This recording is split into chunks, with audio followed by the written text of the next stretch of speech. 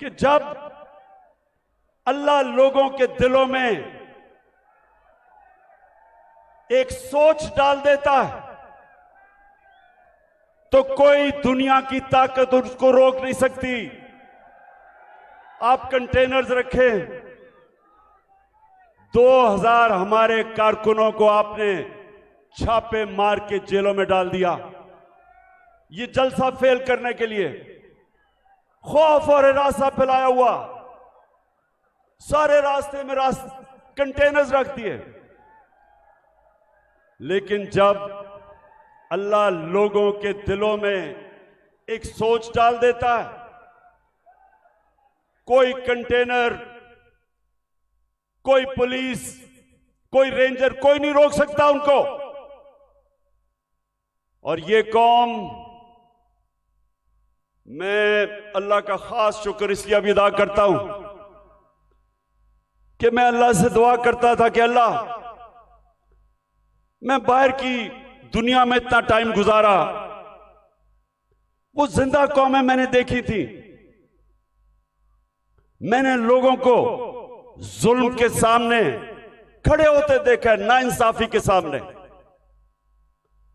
मैंने बाहर के लोगों को अमर बिल मारूफ पे चलते देखा, बुराई के खिलाफ खड़े हुए, अच्छाई के साथ खड़े हुए।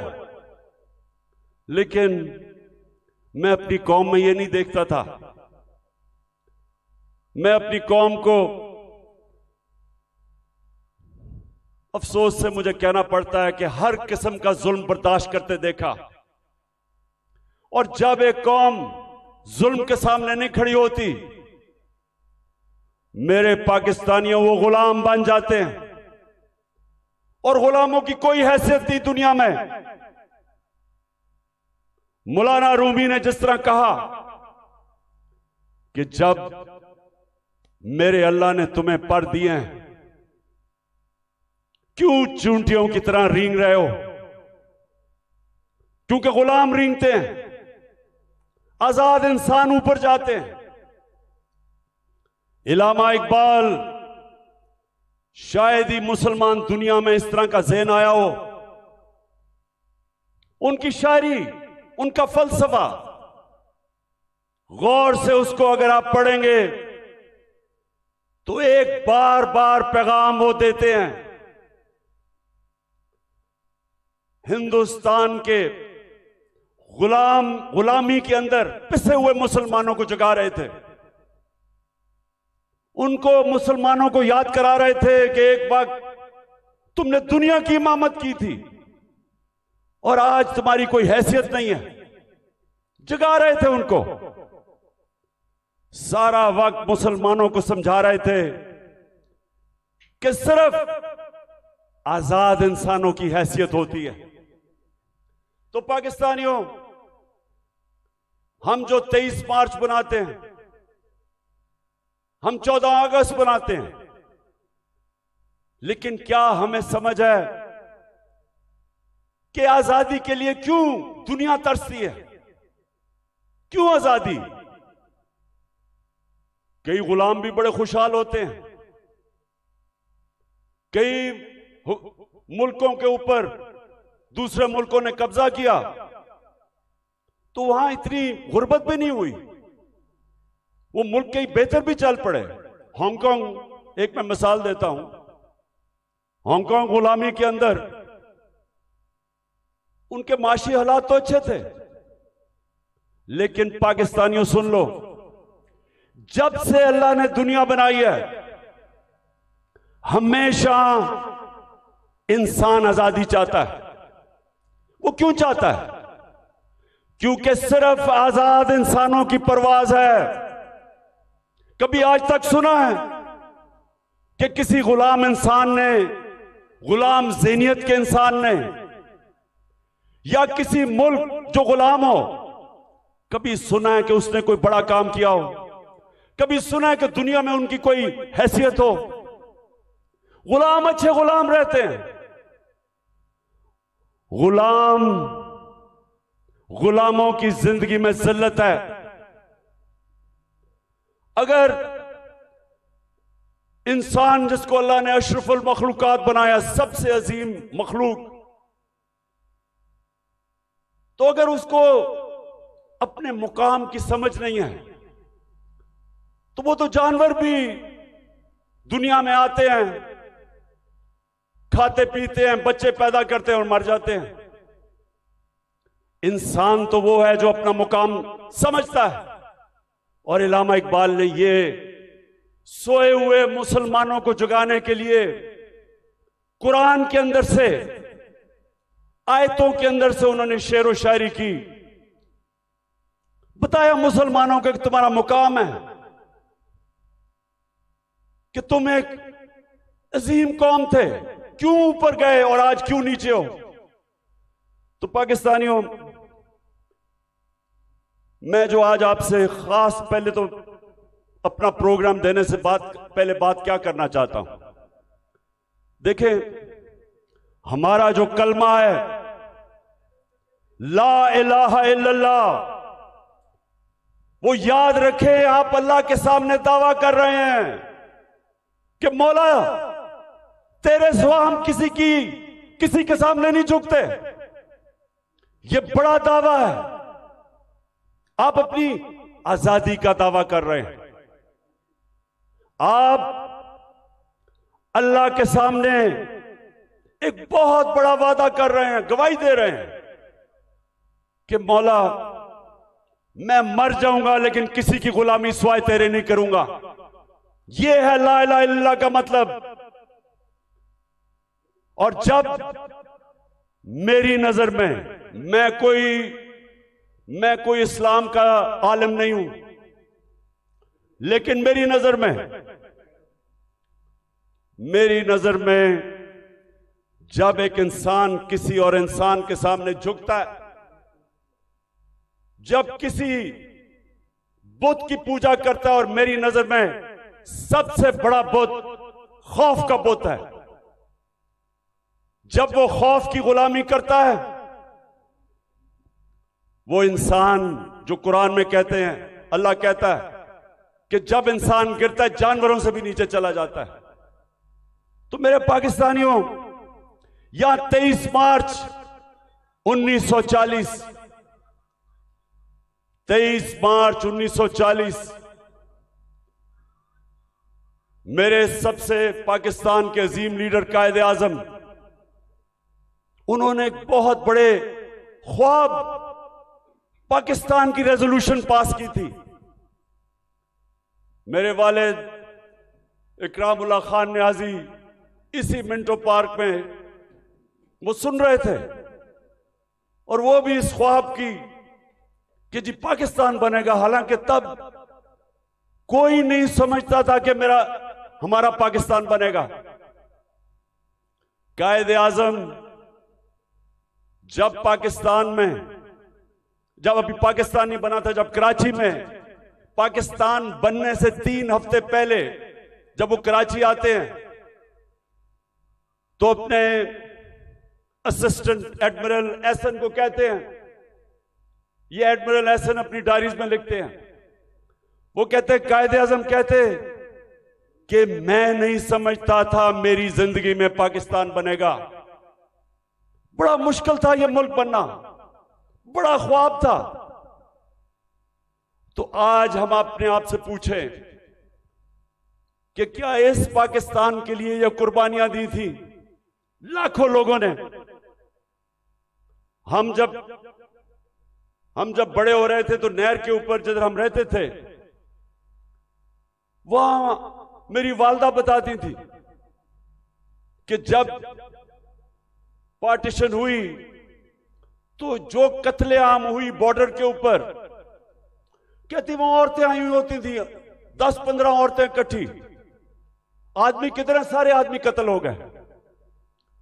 सारा कोई कहानी थी कि जी मेरी बेटी जो उठा के ले गए, बच्चे मार दिए। यानी ऐसी दर्दनाक कहानियां थी कि किस खून की कुर्बानी से यह मुल्क बना था। और वो सब आते थे कि जी एक ख्वाब लेके आए थे पाकिस्तान का। तो हमें आज मेरे पाकिस्तानियों पूछना चाहिए अपने से कि किधर हम गलत गए, क्या वजह है कि ये वो एक अजीम मुल्क नहीं बन सका। तो मैं आज आपको सबसे पहली बात ये बताता हूं, इसलिए नहीं बना कि हम कभी आजाद ही नहीं हुए। अंग्रेज तो चला गया, लेकिन जो हमारे मुल्क के ऊपर मुसल्लत हो गए लोग, उन्होंने तो कभी आजाद नहीं किया पाकिस्तान को। और आजादी होती क्या है? एक तो होती है कि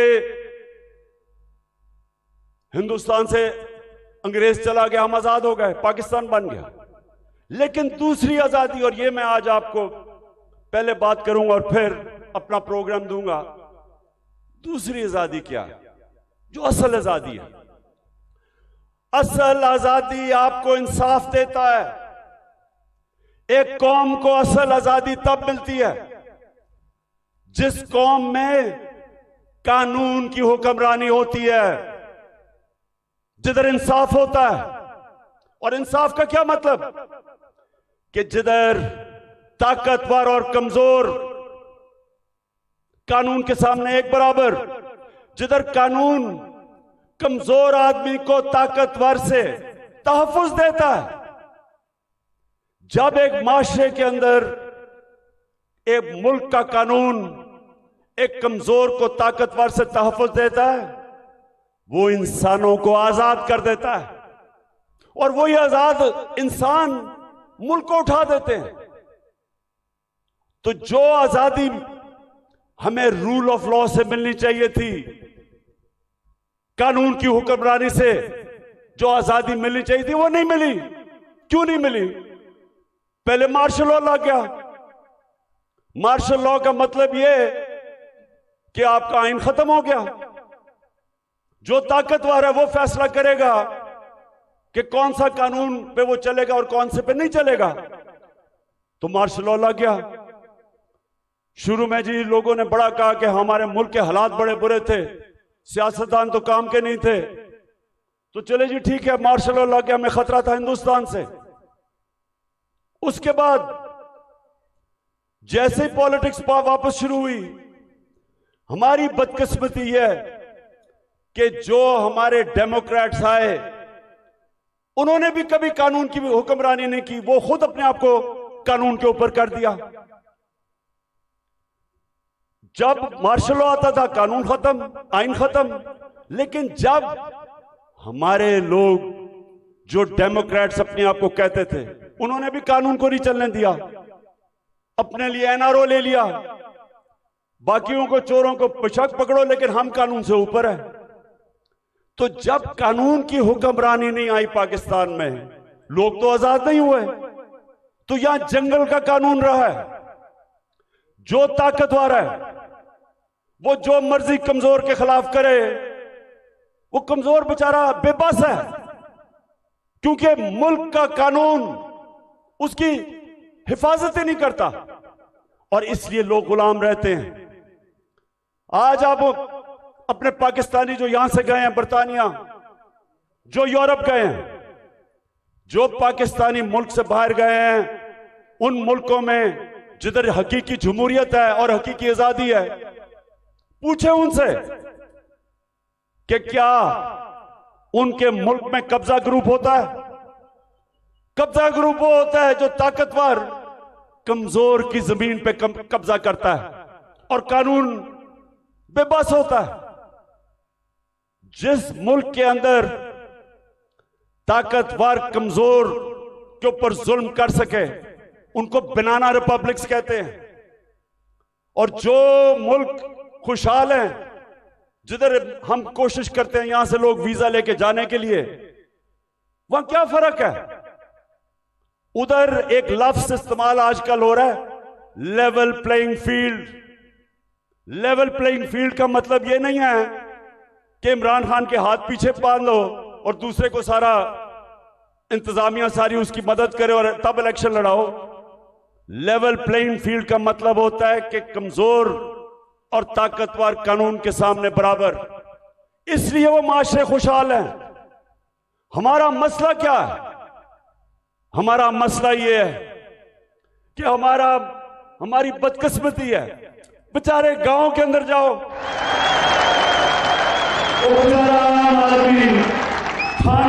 कचहरी, पटवारी, वो ठोकरें खाता फिरता है। इंग्लैंड के अंदर, यूरोप में क्यों नहीं थाना कचहरी पटवारी? वहां क्यों नहीं है? क्योंकि इंसाफ है।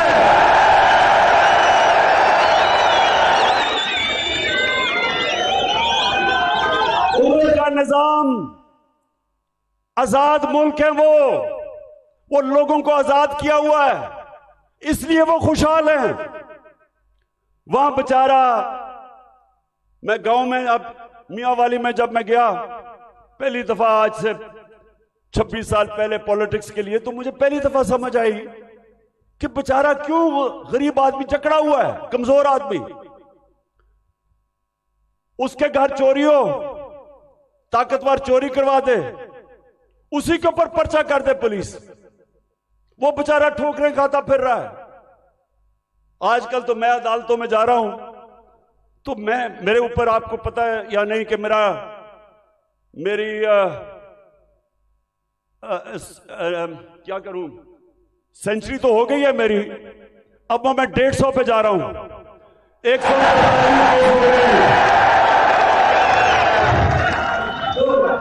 तो बेचारे, अब मैं देखता हूं कि शुक्र अल्लाह ने मुझे कम से कम वकील दिए, मेरी पार्टी के वकील हैं जो साथ जाते हैं। वो बेचारा गरीब आदमी क्या करे, उसके ऊपर आप केस डाल दें, वो दहशतगर्दी का केस, 40 दहशतगर्दी के केस है मेरे ऊपर, 40। तो सोचे वो बेचारा गरीब आदमी, उसका मुखालिफ हो, उसकी जमीन पे कब्जा करना हो, कुछ भी हो, उसके ऊपर केस डाल दे, वो सारी जिंदगी बेचारा तबाह हो जाता है। ये है गुलामी। सिंध में जाएं, जो सिंध के अंदर जुल्म है आप अंदाजा ही नहीं कर सकते। जो वहां के इस वक्त मुसल्लत हैं, जिसको जरदारी सिस्टम कहते हैं, कोई लोग उनके सामने बेबस हैं, मिजाल नहीं है कुछ कर सके। पुलिस थाने जाएंगे, वहां डरते हैं, गुंडे पाले हुए हैं जो उनको पैसे ले लें, कुछ कर दें, डराएं धमकाएं, कोई आदमी आवाज अपनी नहीं उठा सकता जुल्म के खिलाफ। गुलाम है, कैसे कौम उठ सकती है?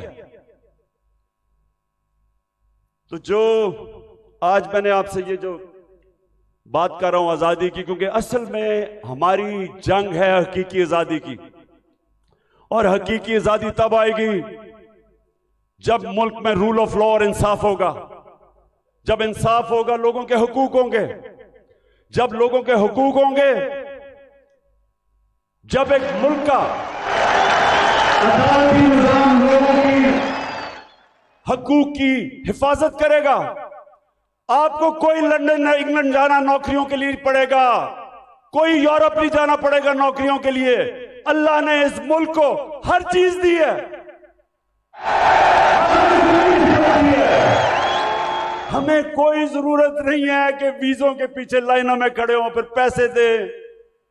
बेचारे वो पाकिस्तानी, मैं तो खैर सब पे भी दिल रोता है, लेकिन जो पाकिस्तानी, कितने लोग हमारे डूबे हैं कि रात में वो छोटी सी किश्तियों के अंदर किसी तरह यूरोप में घुसते घुसते, हमारी बेचारी हॉकी प्लेयर वो जा रही थी कि किसी तरह वो यूरोप चली जाए, वो बेचारी डूब गई और लोगों के साथ।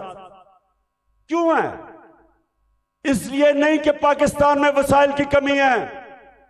मैं 3.5 साल जब प्राइम मिनिस्टर रहा हूं, मुझे खुद हैरत हो गई कि अल्लाह ने इस मुल्क को क्या क्या नेमतें बख्शी हैं। लेकिन जब कानून ही नहीं है, जब इंसाफ ही नहीं है, जब जिसकी लाठी जिसकी भैंस, जब ताकतवर जो मर्जी करे, वो मुल्क कैसे उठ सकता है? कौन सी आप इकोनॉमिक पॉलिसी लेके आएंगे उस मुल्क में जिधर इंसाफ ही नहीं है, जिधर कॉन्ट्रैक्ट एनफोर्समेंट नहीं है, जिधर रूल ऑफ लॉ नहीं है? आप जो मर्जी कर लें, उस मुल्क की किस्मत तो तबाही है। इसीलिए हजरत अली ने फरमाया था कि कुफर का निजाम चल जाएगा, लेकिन जुल्म का निजाम नहीं चल सकता।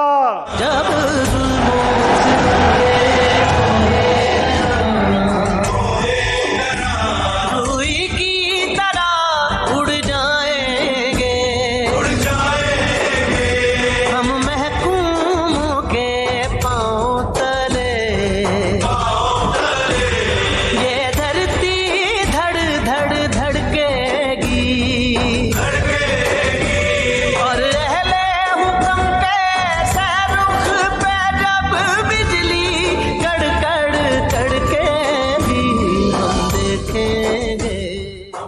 अच्छा मेरे पाकिस्तानियों, मैं एक तारीख का तालिब इल्म हूं। मैंने शुरू में जैसे मैं प्राइम मिनिस्टर बना, मैंने अपनी कौम को समझाने की कोशिश की कि मेरा जो अल्लाह है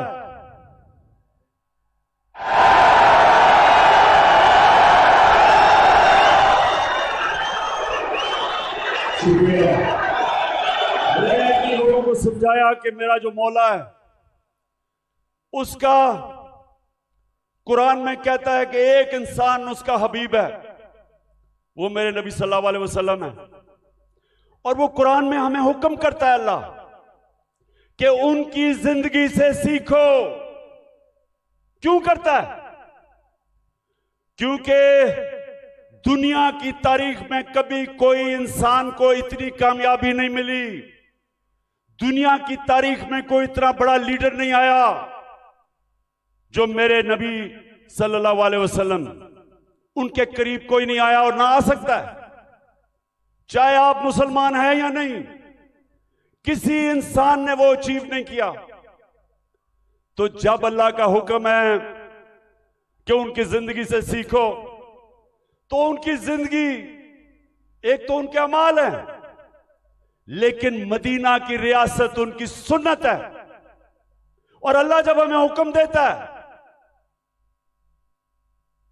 कि वो जो रियासत बनाई थी मदीना की, दुनिया की इमामत की उन लोगों ने वो क्या चीज थी, वो क्या असूलों के ऊपर वो खड़ा किया था मदीना की रियासत, कि वो अरब जिनकी कोई हैसियत नहीं थी। ये जरा जो आप में से तारीख जानते हैं जरा ये याद रखें। मैं बार बार लोगों को समझाता हूं कि 625 जंगे बदर,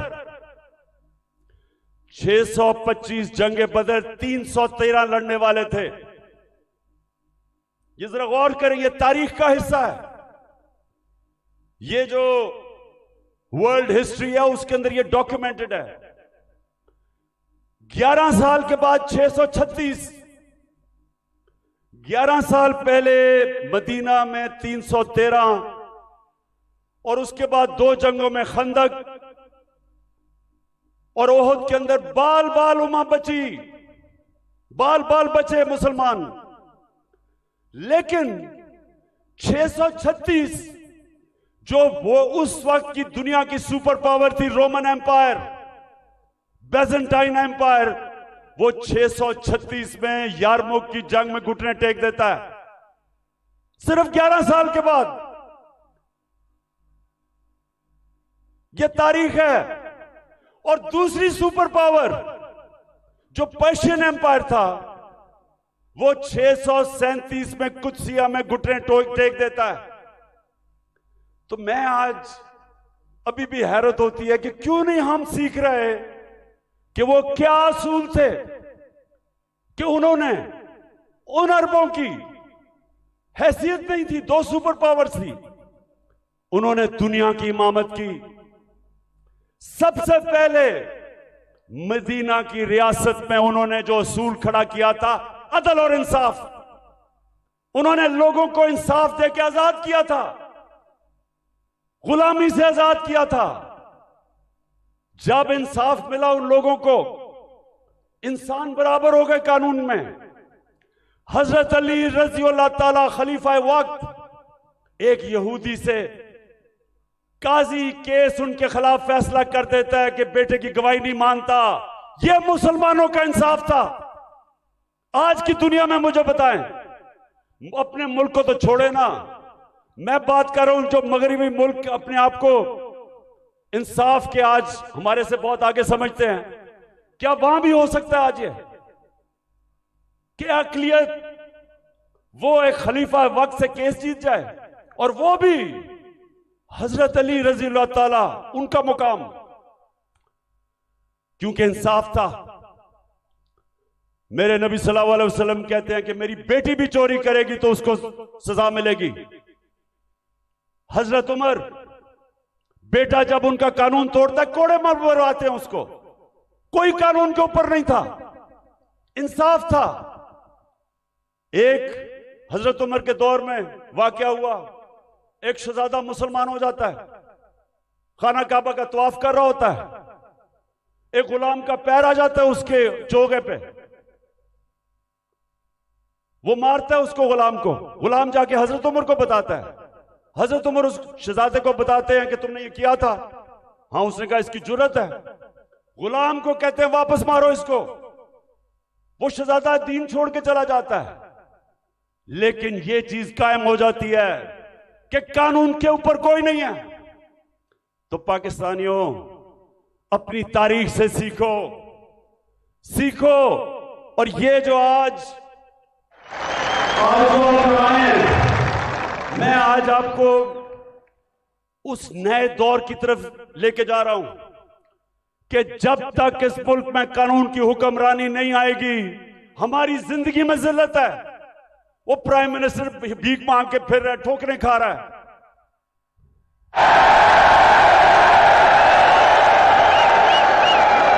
अब तो खैर जनरल बाजवा का बयान आ गया है कि 40 मिनट में इसको बुरा भला कहता था, चुप करके शहबाज शरीफ मेरी बात सुनता था। अब ये होता है कि जब डिक्की में घुस के आप प्राइम मिनिस्टर बनने की कोशिश करें। बहरहाल मैं आगे आपको बताता हूं। देखिए, आप सुने मेरी बात। देखिए, आप हिंदुस्तान की तारीख देखें। जब दिल्ली की सल्तनत थी 350 साल, जो हुक्मरान जिसके दौर में इंसाफ था वहां खुशहाली थी, जो जालिम था वहां कैद भी पड़े। तारीख उठा के देख लें। जब शेर शाह सूरी, जो हिंदुस्तान का बहुत ही अजीम लीडर था, वो कैसे ऊपर आया था? उसके बाप की एक जागीर थी, उसको कहा वो जागीर संभालो बिहार के अंदर। उसने जागीर को एक मिसाल बना दिया। कैसे? कानून की हुक्मरानी कायम करके सारे बड़े बड़े डाकुओं को उसने मार दार के भगा दिया, अमन कायम कर दिया। सारे इर्द गिर्द से जो ताजर थे वो सारे उधर पहुंच गए, वो खुशहाल हो गया। सबसे ज्यादा खुशहाल उसकी जागीर हो गई, उधर से वो उठा। तो जब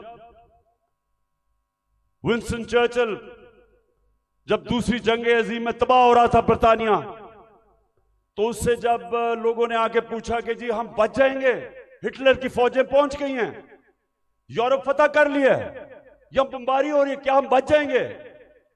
तो चर्चिल ने कहा कि क्या हमारी अदालतें इंसाफ दे रही हैं? जब उन्होंने कहा हां, तो कहता कोई ताकत नहीं हमें हरा सकती।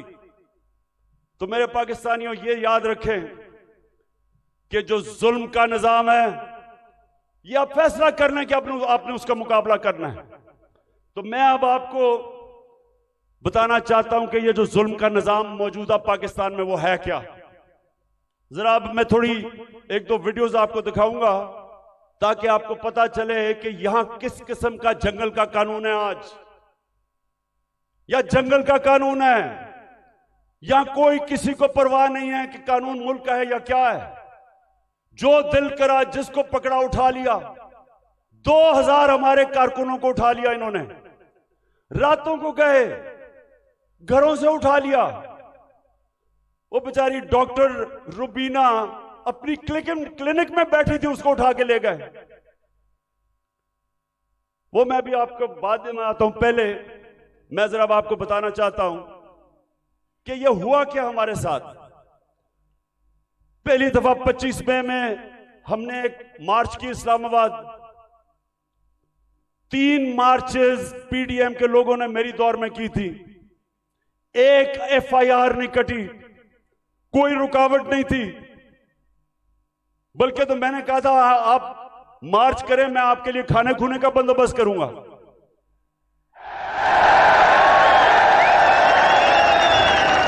मुझे बेचारे बिलावल पे बड़ा अफसोस था, वो मुझे डर था रोई ना पड़े, तो मैंने कहा मैं तुम्हारे लिए खाने का बंदोबस्त कर दूंगा।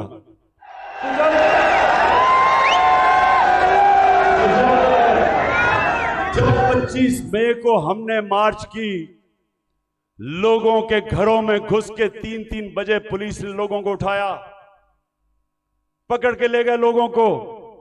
वो हमने जो कभी तस्वर नहीं किया पाकिस्तान में होगा। वहां जाके इन्होंने जो शेलिंग की, जो इन्होंने लोगों से जुल्म किया, औरतें बच्चे, वो सारी हमारे पास डॉक्यूमेंटेड है। फिर अब इस साल आ जाए 8 मार्च को हमने परमिशन लेके अपनी इलेक्शन की रैली शुरू की, जमान पार्क से शुरू करनी थी। जरा ये अब गौर से सुने हुआ क्या।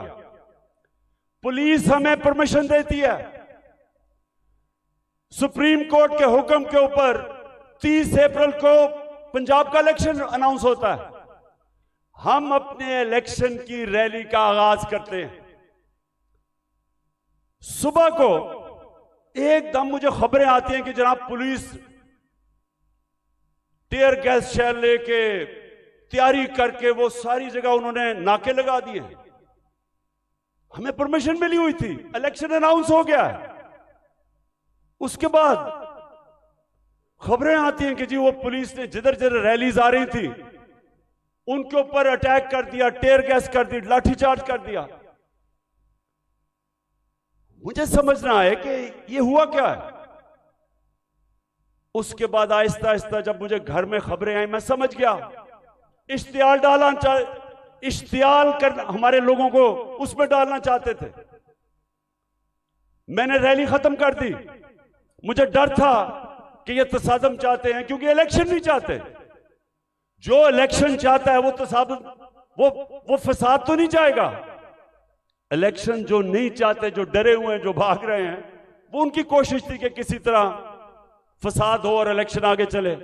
मैं कैंसिल कर देता हूं, अगले दिन फिर अनाउंस करते हैं, फिर इजाजत नहीं देते, फिर कैंसिल कर देते हैं। लेकिन जो वो 8 मार्च को हुआ, मैं ये चाहता हूं कि जरा ये आप वीडियो देखें कि एक पुरअमन रैली जिसकी इजाजत है उसे हुआ क्या, ये जरा देखें पहले। इन्होंने कुछ मिलाया पर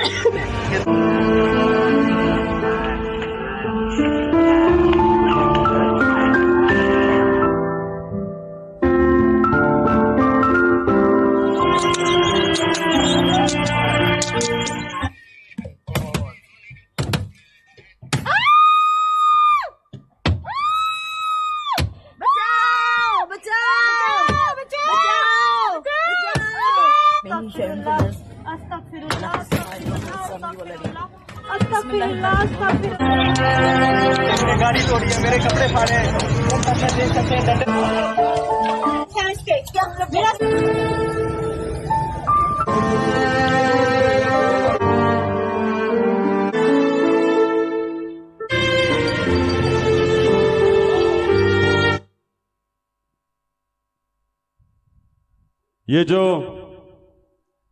ये जो आपने देखा, ये आराम से रैली में लोग जा रहे हैं और उनके ऊपर ये पुलिस का तशद्दुद होता है। लेकिन जो सबसे तकलीफदेह चीज है, मैं वो चाहता हूं आप देखें।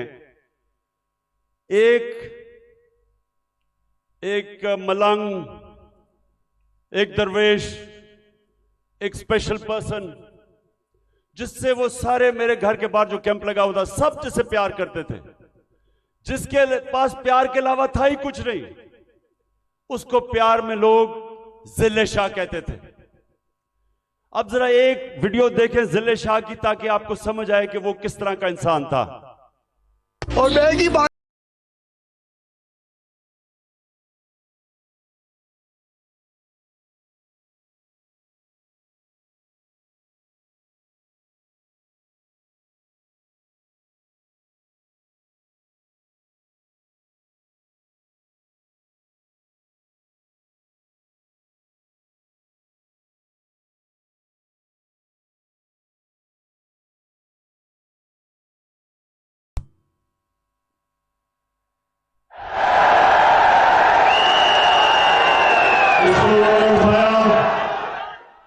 और लोगों को भी पकड़ा, इसको उठाया। और मेरे ख्याल में इन दरिंदों को समझ नहीं आई कि वो स्पेशल चाइल्ड है। इन्होंने उसको मारा होगा, उसने आगे से इस तरह की बातें, क्योंकि उसके पास तो वो तो एक जुनूनी आदमी था, अपनी दुनिया में रहने वाला। इन्होंने उसके ऊपर तशद्दुद किया, पोस्टमार्टम रिपोर्ट के मुताबिक 26 जगह इन्होंने उसको तशद्दुद किया और उसको मारा। उसके जो जख्म थे वो सारे सोशल मीडिया पे थे और जिले शाह को इन्होंने मार के सड़क के किनारे फेंक दिया। और ये बेगैरतों ने सिर्फ ये नहीं किया, उसका कत्ल का केस मेरे पे डाल दिया कि इमरान खान ने कत्ल कर दिया। और ये मैं पाकिस्तानियों को बताऊं, किसी आजाद मुल्क में ये नहीं हो सकता। ये सिर्फ गुलाम मुल्कों में होता है, जिधर उनको उस मुल्क का कानून जिनकी हिफाजत नहीं करता, ताकतवर ऐसी हरकतें करता है। ये सारे पाकिस्तान में आज कमजोर लोगों से होता है, उन पे जुल्म भी होता है और पर्चे भी उन पे कटते हैं। ये जिले शाह को जिस बेदर्दी से इन्होंने कत्ल किया, मेरे पाकिस्तानियों, मैं तो अल्लाह के सामने ये वादा कर बैठा हूं कि अल्लाह मुझे जिंदगी दे, जिन्होंने इसको कत्ल किया था, इनको इस मुल्क में कानून के तहत, वैसे नहीं, दिल तो मेरा करता है वैसे इनको बंदोबस्त करूं, लेकिन कानून के तहत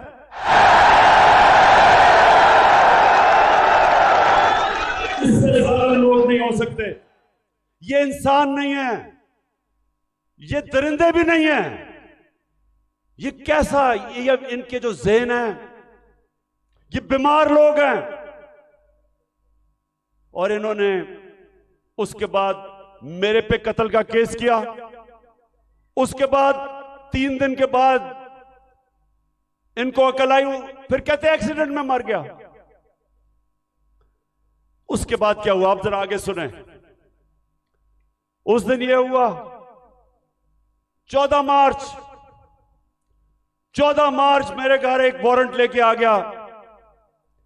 मैंने उनको समझाया कि जो वारंट थी वो गैर कानूनी थी। मेरे पास बेल थी 18 मार्च की, जो मैंने पहले ही फैसला किया था कि मैंने इस्लामाबाद जाना है अदालत में। तो मैं तो पहले ही जा रहा था, पुलिस आ गई, जी आपको इस्लामाबाद लेके जाना है। मैंने श्योरिटी बॉन्ड दिया वकील ने। अगर कानून कहता है श्योरिटी बॉन्ड दे दो तो पुलिस आपको अरेस्ट नहीं कर सकती। श्योरिटी बॉन्ड के मैं पहले ही 18 को अदालत में पेश हो रहा हूं। इन्होंने मेरा श्योरिटी बॉन्ड नहीं लिया।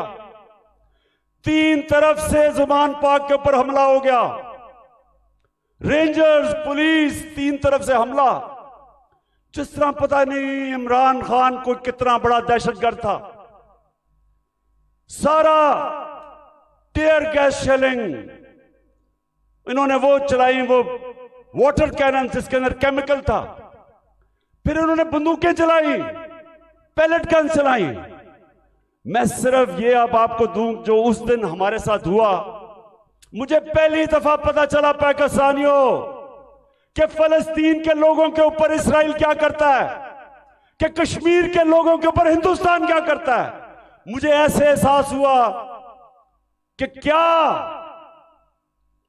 जुल्म हो सकता है अगर आपकी रियासत आपके ऊपर हमला कर दे।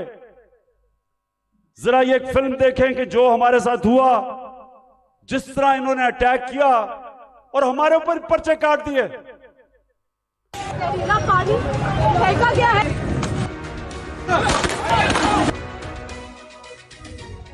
गाड़ी में गया भाई, ये शैल है जो फायरिंग करती है उन्होंने सीधी। 2 घंटे से लड़ रहे हैं उनके साथ। इन लोगों ने मुझे जो ना पकड़ के मुझे जो ना इतना मारे, गोली हम पे चल रही थी। ये देखो जी, ये वो जगह है जहाँ पे पुलिस ने जो बुलेट फायर की है वो लगे हैं। सीधे चल मारे उन्होंने।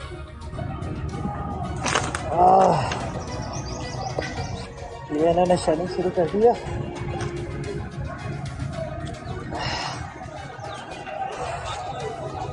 और ये अंदर आग लग गई है। ये बचे। आज अगर आप फ्रांस में देखें, वह लोग मुजाहरे कर रहे हैं पेंशन्स के ऊपर। कभी आपने टीवी के ऊपर देखा वो चीजें भी जला रहे हैं, वो गाड़ियां भी जला रहे हैं? कभी आपने देखा कि पुलिस उनके ऊपर फायरिंग कर रही है या रेंजर्स? कभी आपने देखा कि उनके लोगों को अफवाह करके लेके जा रहे हैं गैर और फिर तशद्दुद कर रहे हैं उनके ऊपर? कभी फ्रांस के अंदर यह नहीं होगा, क्योंकि वो लोग आजाद हैं, उनका कानून उनकी हिफाजत करता है, उनको इजाजत देता है कि पुरअमन एहतजाज करो। और हम तो एहतजाज भी नहीं कर रहे थे। लोग क्यों मेरे घर के बाहर आए? क्योंकि लोगों को पता था कि ये मुझे अरेस्ट जो करने आए हैं वो गैर कानूनी है, और लोगों को यह भी पता था कि ये जेलों में डाल के तशद्दुद करते हैं। सारे लोगों को पता था कि जो आजम स्वाति से क्या किया, जेल में डाल के कपड़े उतारे, तशद्दुद किया एक 75 साल आदमी को। कोई शर्म नहीं इनको आई? क्या पाकिस्तान का आईन राइट टू डिग्निटी देता है? किसी को इजाजत नहीं देता कि किसी को नंगा करके उसको जलील करो, उसकी वीडियो बनाओ। उससे पहले शहबाज गिल, उसको उठा के ले गए, 2 दिन उसको पकड़ के उल्टा लटकाया, उसको नंगा किया, उसके ऊपर हर किस्म का तशद्दुद किया। फिर सोशल मीडिया के लड़कों को पकड़ के ले गए, कितने लड़कों को लेके गए, उनके ऊपर यही उन्होंने किया। पता नहीं इन बेगैरतों को नंगा करने का क्या शौक है।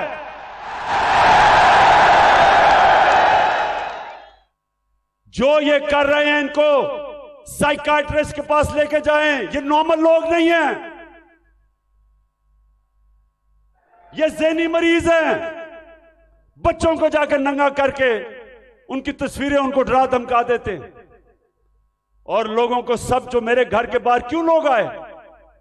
लोग इसलिए आए कि लोगों को पता ये बदनीयत लोग हैं, ये जो फैसले कर रहे हैं कि उसको पकड़ के लेके जाओ, जब पता था कि मेरी बेल है और गैर कानूनी चीज पे कोई केस मेरे ऊपर नहीं है, हर दूसरे दिन कोई नया केस आ जाता है। क्या कौम 50 साल से मुझे जानती है? क्या कौम मानेगी कि इमरान खान दहशतगर्द है? 40 दहशतगर्दी के केस है, कत्ल का केस है, दीन मजहब का केस है, तौहीन मजहब का, गद्दारी का केस है। जो लोग इस मुल्क से पैसा लूट के बाहर गए वो तो फैसले कर रहे हैं आज। जिन लोगों ने फौज के खिलाफ वो मेमो गेट के अंदर जरदारी ने जो अमेरिकनों को कहा कि हमारी फौज से बचा लो, वो आज फैसले कर रहा है मुल्क के। उधर नवाज शरीफ जिसने डॉन लीग्स के अंदर जो उसने अपनी फौज की शिकायतें कर रहे हैं हिंदुस्तान को, वो आज फैसले कर रहा है। और इमरान खान जिसका जीना मरना पाकिस्तान में है, जिसकी ना कोई बार प्रॉपर्टी ना दौलत, सब कुछ बेच के आज अपने मुल्क में ले आया है, उसको गद्दार बना दिया है।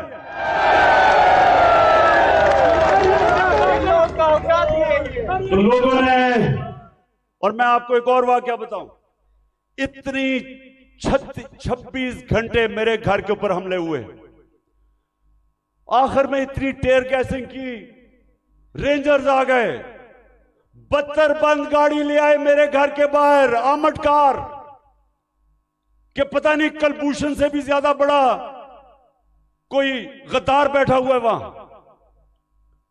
तो आखिर में लड़के थक गए, वो सारे डरे हुए थे कि इनकी नीयत ही नहीं ठीक।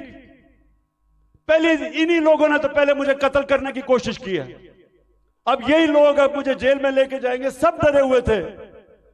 तो मैंने जब सुबह आखिर में इन्होंने एक इतनी बड़ी वारदात की जो आर्मर्ड कार के साथ आ गए, तो मैंने उनको सबको कहा, 50 लड़के रह गए थे, मैंने उनका देखो बात सुनो, मैं यहां खून नहीं चाहता, तो मैं अपना बैग पैक किया हुआ था, मैं क्या मैं जा रहा हूं, मैं अपने आप को हिरासत में देने लगा हूं क्योंकि मैं नहीं चाहता आपका किसी का खून हो। वो सामने लेट गए उन्होंने कहा हमने नहीं जाने देना कि ये आपको मार देंगे। और जो इन्होंने किया है, हमारे लोगों को जिस तरह उठा के तशद्दुद किया है, वो ठीक कह रहे हैं। ये जो आज पाकिस्तान में हो रहा है ये तो कभी हुआ ही नहीं है। 2000 लोग हमारे उठाए इन्होंने। और कैसे लोग उठाए? अजहर, मशवानी, सोशल मीडिया का बेचारा नौजवान, उसको पता ही नहीं कि किधर उठा के ले गए। उसके मां बाप के मुझे मैसेजेस आ रही हैं कि जी वो मेरा बेटा किधर गया। उसकी बहनें कर रही हैं, भाई आए हैं। उसको हसन न्याजी, मेरा भांजा, इंग्लैंड से बैरिस्टर बन के आया कि जी मैं पाकिस्तान की खिदमत करूंगा। वो बेल लेके आया, उसको उठा के ले गए। और क्योंकि वो मेरा भांजा था, उसके ऊपर उन्होंने तशद्दुद किया। वही उन्होंने जो किया कि उसको जलील करने के लिए जो सबसे करते हैं। बेगैरत लोग कि शर्म नहीं आती कि आप उनके कपड़े उतारें और आप उनको जलील करें। जलील तो आप हैं। अल्लाह कभी जलील नहीं होने देता किसी को। उसके हाथ में इज्जत और जिल्लत है।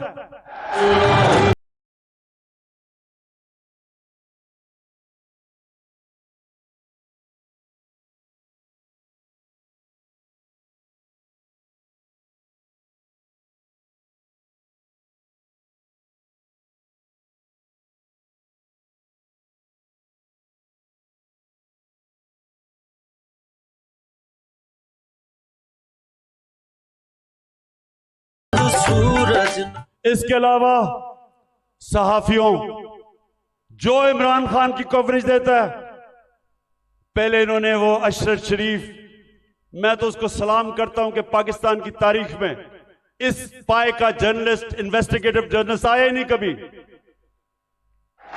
वो आदमी जिसकी कोई कीमत नहीं थी, जमीर की कीमत नहीं थी। खौफ को काबू पा चुका था। धमकियों के बावजूद वो खड़ा था राय हक पे, मुल्क से बाहर गया, कत्ल करवा दिया। साबर शाकर मुल्क से बाहर है, डॉक्टर पीरजादा वो मुल्क से बाहर है। जो आदमी इमरान खान की कोई पॉजिटिव चीज उसके पीछे पड़ जाते हैं।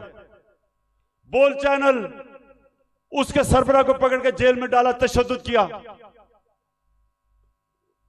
ARY के ऊपर पूरा जोर लगाया हुआ कि इमरान खान को ना दिखाओ। सिर्फ जो इनके बिके हुए पालतू चैनल्स, उनको सारा वो चले।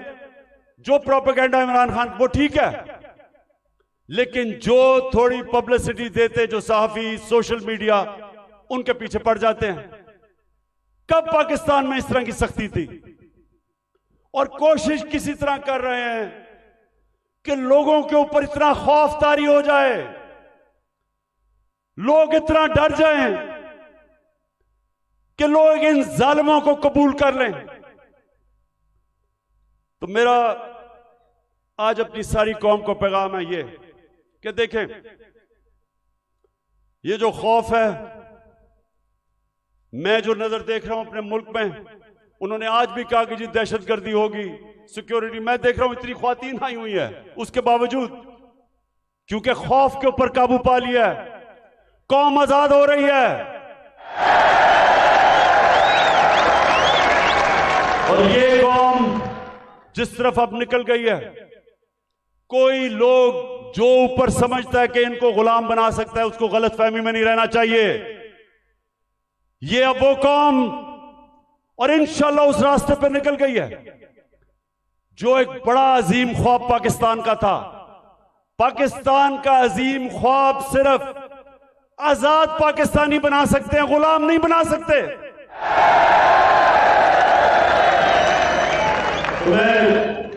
पहले तो मैं और भी बता दूं कि मुझे इतना अफसोस है जिस तरह के लोगों को पकड़ा।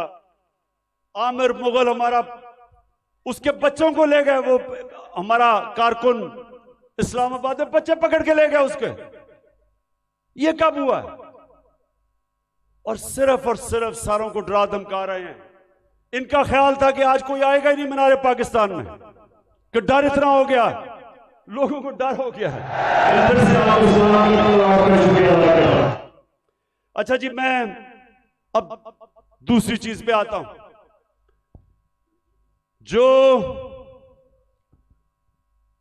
जो इन्होंने, अच्छा मुझे जब बुलाया इस्लामाबाद, अच्छा उससे पहले मैं बताऊं कि मैं जब इस्लामाबाद जाना था 18 तारीख को, इन सबको पता था कि मैं पहले अदालत में गया था। उससे पहले 17 की शाम को अदालत ने मुझे कहा था कि अब कोई पंजाब पुलिस आपके घर कुछ नहीं करेगी।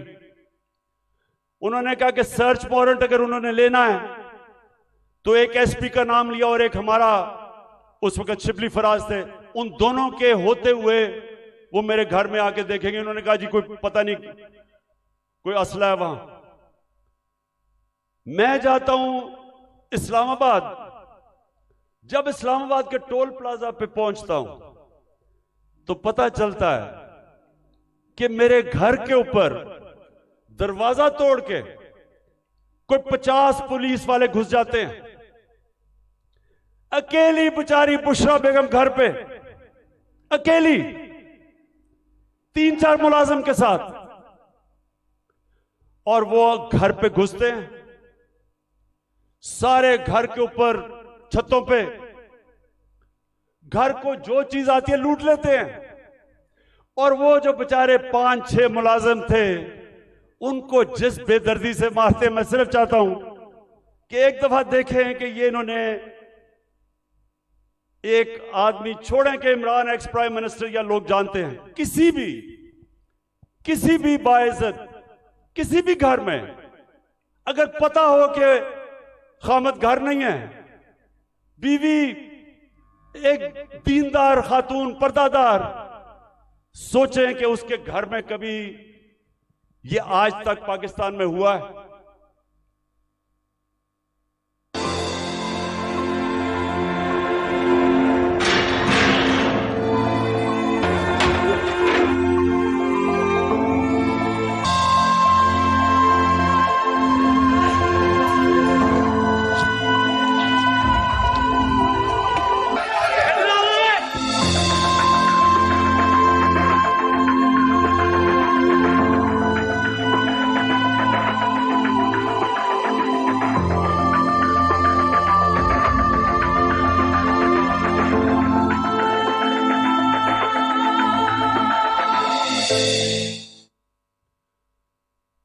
मैं वो सारे जो ऑफिसर्स इस मुल्क में, हमारे जजेस साहिबान, पुलिस के ऑफिसर्स, फौज के ऑफिसर्स, पाकिस्तानी अपने, मैं सबसे एक सवाल पूछता हूं कि आपके घर में अगर ये होता तो आप क्या तकलीफ होती? आपको होती या नहीं होती?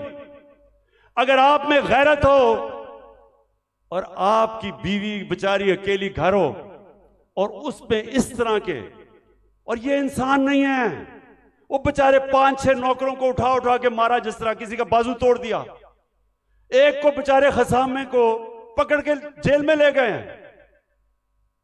ये किस मुल्क में होता है? ये किसी आजाद मुल्क में नहीं हो सकता। जिन मुल्कों के अंदर कानून होता है, इंसाफ होता है, किसी पुलिस की जरूरत नहीं है ये करने की। तो अगर ये मेरे घर पे कर सकते हैं, किसी के घर पे भी ये इस तरह अटैक कर सकते हैं। इसका मतलब कि यहां तो जंगल का कानून है, अगर आपके पास ज्यादा ताकत है आप कुछ भी कर दे। मैं पहुंचता हूं इस्लामाबाद, आप ये भी सुने, मुझे नहीं पता था कि इन्होंने प्लान बनाया हुआ है। मैं समझा मुझे पकड़ने अरेस्ट कर लेंगे, मुझे नहीं पता था कि वहां मारने का प्रोग्राम बनाया हुआ है। मैं वहां से जब जुडिशियल कॉम्प्लेक्स पे गया, सारे रास्ते टीयर गैस हैं कि किसी तरह इमरान खान अकेला हो जाए, लोग इसके साथ ना हो। लोग आके घरों से लोग निकल के साथ चलना शुरू हो गए, उनके ऊपर टीयर गैस हैं। अब मैं आखिर में पहुंचता हूं अपनी हाजिरी लगाने के लिए अदालत में। 5 घंटे लगते हैं मुझे टोल प्लाजा से, इस्लामाबाद से जुडिशियल कॉम्प्लेक्स, जो 20 मिनट का रास्ता था। सारा रास्ता पुलिस और रेंजर्स के, जिस तरह कालभूषण से भी बड़ा, जिस तरह मैंने कहा कोई दहशतगर्द आ रहा है, 40 मिनट में बाहर खड़ा रहता हूं, और जब बाहर पहुंच रहा होता हूं तो ऊपर से पुलिस पत्थर फेंक रही होती है, लोगों को इश्तियाल दे रही होती है कि किसी तरह वहां तसादम हो, और तसादम के अंदर इमरान खान को कहें जी वो मुर्तजा भुट्टो टाइप कत्ल हो गया। जरा ये सोचें कि ये कभी किसी पाकिस्तान के पॉलिटिकल पार्टी के हेड से हुआ ये। अब पहले तो आप जुडिशियल कॉम्प्लेक्स से देखेंगे पुलिस पत्थर मार रही है। ये जो बोल रहे हैं जी कि पुलिस वाले पथराव नहीं कर रहे थे, पुलिस वालों ने पथराव जितना किया है इतनी इन्होंने ये देखो, ये गवर्नमेंट, ये पुलिस, ये किस तरह पत्थर मारी है जो कि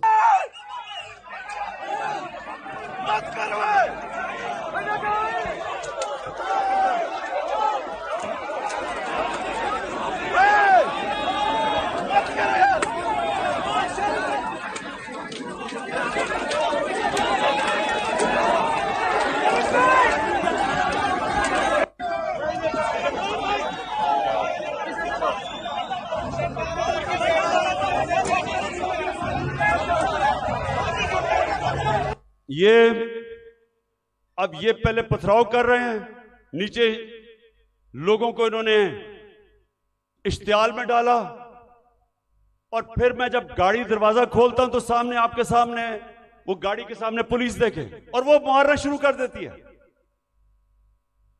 और फिर हमारा एक पीटीआई का एक कारकुन आता है मेरी गाड़ी में, और वो अंदर से आता है, कहता है जल्दी से निकलें, यहां अंदर सारा नामालूम अफराद कब्जा करके बैठे हुए हैं, सीटीडी की वर्दियों में वो हैं, और उनका कोई और, उनके अज़ाइम कुछ और हैं, और अल्लाह बचाने वाला है कि हम बिल्कुल ठीक टाइम पे वहां से निकलते हैं। जब निकलते हैं तो आईजी इस्लामाबाद पुलिस वालों को गालियां निकालते, तुमने निकलने क्यों दिया। ये हो रहा है आज मेरे साथ। वापस आता हूं, पता चलता है जी एक और ऑपरेशन की तैयारी हो गई है। 1000 रेंजर तैयार बैठे हुए हैं, क्योंकि पुलिस अब झिझक रही है ज़मान पाक पे अटैक करने के लिए, तो 1000 रेंजर तैयार किए हुए हैं ज़मान पाक को फतह करने के लिए। तो वो मुझे पता चलता है, मैं टीवी पे आके लोगों को बताता हूं प्लान क्या है। प्लान तो मुझे अंदर से पता चलता है। जिस तरह जब मुझे कत्ल करने लगे थे तो मैंने 1.5 महीना पहले सारी कौम को बताया था कि इन्होंने दीनी इंतहा पसंद के नाम पे वारदात करनी है, और वही हुआ। तो फिर मुझे तो अंदर से इंफॉर्मेशन थी कि इन्होंने क्या करना था। तो बहरहाल अब मैं आगे चलता हूं। जो 30 अप्रैल का इलेक्शन उन्होंने डिले किया, ये कौम जरा गौर से सुन लो। अब ये जो मुल्क में अब जंगल का कानून आ रहा है और तकरीबन आ गया, ये जो इन्होंने किया है कि जब आइन कहता है कि 90 दिन में इलेक्शन होगा, जब पाकिस्तान का सुप्रीम कोर्ट कहता है कि 30 अप्रैल को पंजाब का इलेक्शन है,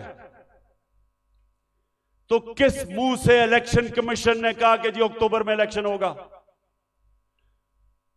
हमारे पास जी कहते पैसे नहीं है। तो मुझे ये इलेक्शन कमीशन मुझे ये बताए कि मुल्क का तो तुमने वैसी तवालियां निकलता जा रहा है, तो अक्टूबर में किधर से पैसे आएंगे। तो इसका मतलब तो इलेक्शन होंगे नहीं। कभी इस तरह का सुना है किसी महज़ब माशरे में कि आइन कह रहा है कि इलेक्शन होंगे और ये कहते पैसे नहीं है जी इसलिए इलेक्शन नहीं। झूठ बोला कि जी आईएमएफ कह रहा है। आईएमएफ ने तस्दीक की कि हम नहीं कह रहे। तो कोशिश क्या है इनकी, इलेक्शन से भागो।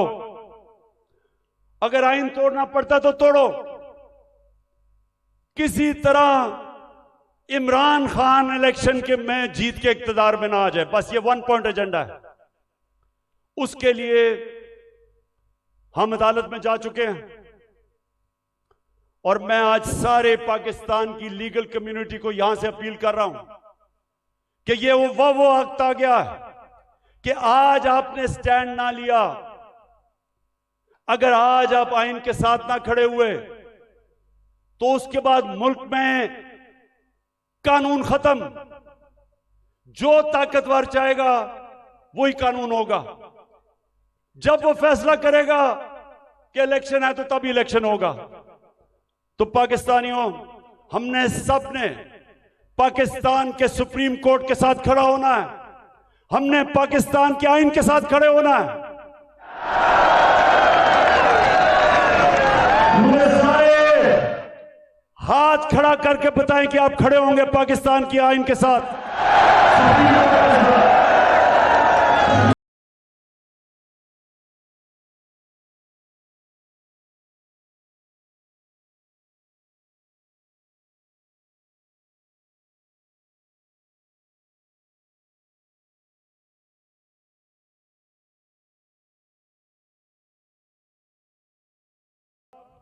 अब मैं सिर्फ माशरत के ऊपर 2-3 चीजें कहना चाहता हूं, क्योंकि 6 लोग आटे की लाइनों पे खड़े होकर बेचारे जान बहाक हो गए। मैं सबसे पहले सवाल पूछता हूं कि अगर आपने आटा बांटना है तो क्या यह तरीका है कि इस तरह लोगों को जलील खड़ा करके, जिल्लत दे के, कभी इस तरह भी आटा बांटा जाता है? हमने अपने एहसास प्रोग्राम में 14,000 रुपया जो स्टाइपेंड दिया था गरीब लोगों को, स्कूलों के अंदर बुलाया, मुहज्जब तरीके से बिठाया, उनको आराम से इज्जत से पैसे दिए, इस तरह जलील नहीं किया।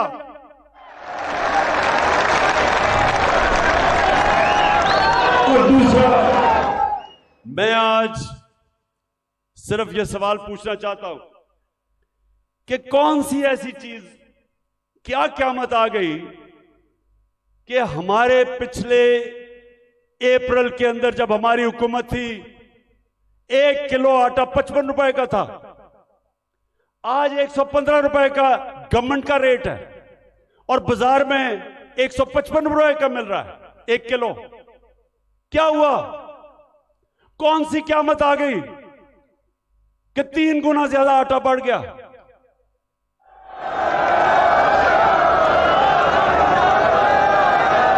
जनरल बाजवा वो आजकल इंटरव्यू देते हैं, तो एक इंटरव्यू में कहा उसने कहा इमरान खान बड़ा खतरनाक था पाकिस्तान के लिए, शायद इसलिए उसने हटाया और इनको ले आया। तो मैं उससे पूछता हूं कि आज जरा मुझे ये सिर्फ इन सवालों का जवाब दे दे कि आज, पहले मैं तेल पे आता हूं, आज दुनिया की आलमी मार्केट के अंदर जो तेल बिक रहा है वो $70 से $75 इस पे तेल बिक रहा है। हमारे दौर में $110 से $115 पे था। अब मुझे यह बताएं कि हम तो 150 रुपए लीटर डीजल और पेट्रोल तकरीबन 150 रुपए का बेच रहे थे, आज क्या हो गया है? आज होता है कि 293 रुपए का डीजल और 272 रुपए का पेट्रोल, तो दुनिया में तो तेल तकरीबन आधा हो गया है। तो हमें यह समझाएं कि आटा भी उस्मानों पे। आज जो पाकिस्तान की जो हर हफ्ते वीक ऑन वीक जो कहते हैं SPI, जो महंगाई है वो 47% पे पहुंच गई है। सारे पाकिस्तान के महंगाई के रिकॉर्ड टूट गए। हिंदुस्तान, जब हमारी हुकूमत थी तो हिंदुस्तान में महंगाई 5.5% थी, पाकिस्तान में 10% के करीब थी। तो आज ये बताएं कि हिंदुस्तान में तो महंगाई गई है 6.5% और पाकिस्तान में पहुंच गई है 31%। 3 गुना ज्यादा महंगाई हो गई है। तो लोगों से पूछे, तनख्वाहदार से पूछे कि उनके ऊपर क्या हुआ। हम जब थे डॉलर, पिछली मार्च में जब इन्होंने नो कॉन्फिडेंस किया था तो डॉलर कितना था? 178 रुपए का। आज पहुंच गया 283 रुपए का। यानी अगर आपके बैंक में पिछली मार्च अप्रैल में आपका 100 रुपया था तो वो 65 रुपया रह गया है। वो जो 100 रुपया था वो सिर्फ आज 65 रुपए की चीजें खरीद सकता है। तो मैं बाजवा से पूछता हूं कि मैं तो बड़ा खतरनाक था, तो ये बताएं कि ये किसको ऊपर बैठा दिया है कि पाकिस्तान घुटनों पे पहुंच गया है।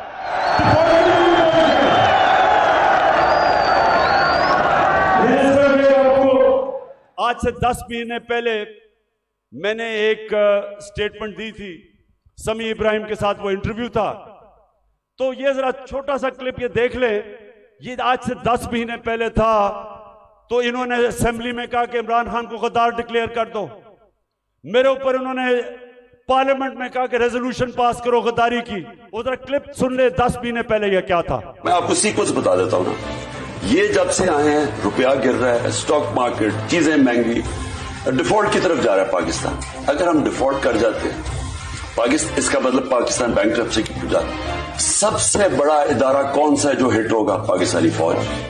जब फौज हिट होगी तो जो उसके बाद हमारे से कंसेशन क्या ली जाएगी जो यूक्रेन से उन्होंने ली थी डीन्यूक्लियराइज करने की। सबसे बड़ा तो मसला उनको हमारी वाहिद मुसलमान मुल्क है जिसके पास न्यूक्लियर डिटरेंट है। जब वो चला गया फिर क्या होगा? मैं आपको आज कहता हूं पाकिस्तान के 3 हिस्से होंगे जो कि आप आम इनके थिंक टैंक्स, हिंदुस्तान के थिंक टैंक्स में देख लें। बाहर जो सारे बलूचिस्तान को लैदा करने के प्लान है, इनके प्लान बने हुए हैं।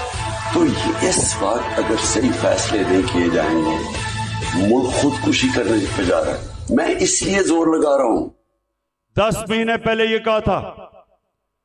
आज खुद इनका डिफेंस मिनिस्टर कह रहा है कि हमारा दिवालिया निकल गया है। इसहाक डार सेनेट के अंदर कहता है कि हमें आईएमएफ कह रही है कि जो हमारा लॉन्ग रेंज मिसाइल प्रोग्राम है उसको रोको। आईएमएफ ने कहा, हमने नहीं कहा। तो मेरे पाकिस्तानियों आज गौर से सुन लें। जब एक कौम माशी तौर पे जब वो गिरती है तो जैसे ही वो गिरती है उसकी नेशनल सिक्योरिटी मुतासिर होती है। जब सोवियत यूनियन दुनिया की दूसरी बड़ी ताकत, सबसे बड़ी फौज, लेकिन जब माशी तौर पे वो गिरा तो वो टूट गया। हम भी आज उधर खड़े हैं। अगर हमने अभी जो मैं ये अब अगली बात आपसे करना चाहता हूं कि अगर मैं अपनी एस्टैब्लिशमेंट इस सारे पाकिस्तानियों को बताना चाहता हूं कि अगर अभी हमने इस मुल्क को ना संभाला ये सबके हाथ से निकल जाएगा।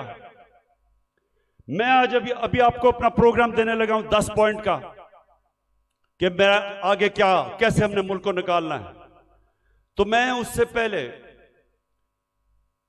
मैं आज पाकिस्तान की एस्टैब्लिशमेंट से सवाल पूछता हूं कि मुझे यह बताएं कि यह तो वाज़ेह है आपने फैसला किया हुआ है कि इमरान खान के ऊपर लकीर डाली हुई है।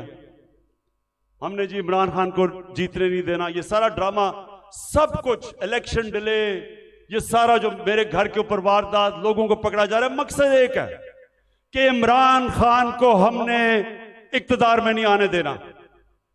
तो मैं आपसे पूछता हूं कि अगर चले ना आने दें, लेकिन अपना बताएं कि आपके पास कोई प्रोग्राम है? क्या आपके पास कोई प्रोग्राम है मुल्क को इस तबाही से निकालने का? क्या कोई रोड मैप है? मैं चैलेंज करता हूं कि ये जो ऊपर लोग बैठे हुए हैं इनका कोई, ना इनके पास कोई अहलियत है, ना इनके पास नियत है। इन लोगों के तो सारे पैसे बाहर पड़े हैं। ये तो पाकिस्तान से जब मसला आता है ये बाहर भाग जाते हैं।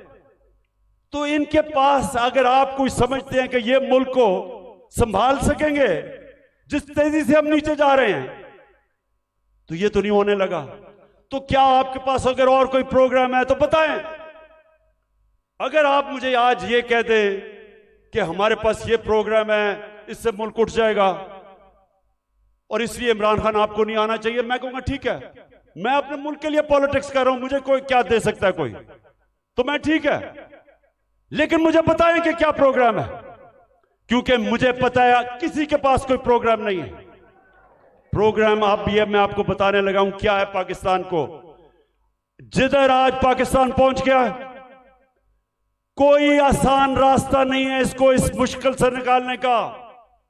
अब सारे मुश्किल फैसले हैं, लेकिन मुश्किल फैसले वो कर सकता है जिसके पास पब्लिक मैंडेट हो, जो इलेक्शन से पब्लिक की वोट के जरिए आया हो, जिसको पब्लिक जिस पे एतमाद करे, वो बड़े बड़े फैसले करेगा।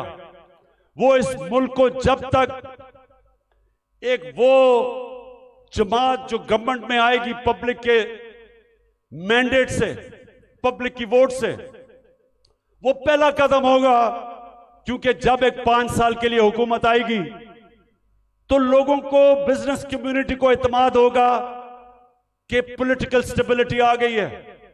उसके बाद अगला स्टेप होगा। और मैं आज आपको बताऊं कि हमारा मसला क्या है। हमारा 2 मसले हैं।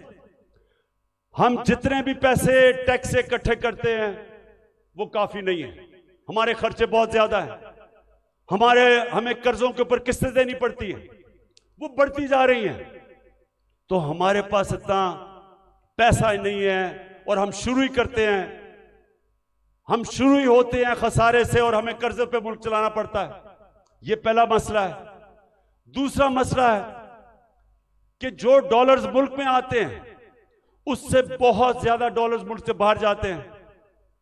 हमारे पास डॉलर की कमी है, जिसको करंट अकाउंट डेफिसिट कहते हैं। हमने कभी माजी में कोशिश ही नहीं की अपनी एक्सपोर्ट्स बढ़ाने की। जो भी मुल्क तरक्की किया है, ईस्ट एशिया, चाइना, सब ने अपनी एक्सपोर्ट्स बढ़ाई हैं। एक्सपोर्ट्स बढ़ाती है तो डॉलर आते हैं। हमने कभी कोशिश ही नहीं की, हमारी इंपोर्ट्स बहुत ज्यादा हैं। तो अब मैं आपको बताऊं कि ये 2 हमारे खसारे हैं। एक की वजह से रुपए पे प्रेशर पड़ता है, रुपया गिर जाता है, रुपया गिरता है, महंगाई होती है, गुर्बत होती है। और दूसरी वजह से कि हम सारा वक्त, क्योंकि हम टैक्स ही कितना नहीं इकट्ठा करते, सारा वक्त हमें मसला पड़ा रहता है। हम बैंकों से और पैसे लेते हैं, उसके ऊपर सूद होता है, तो हम इधर फंसे हुए हैं।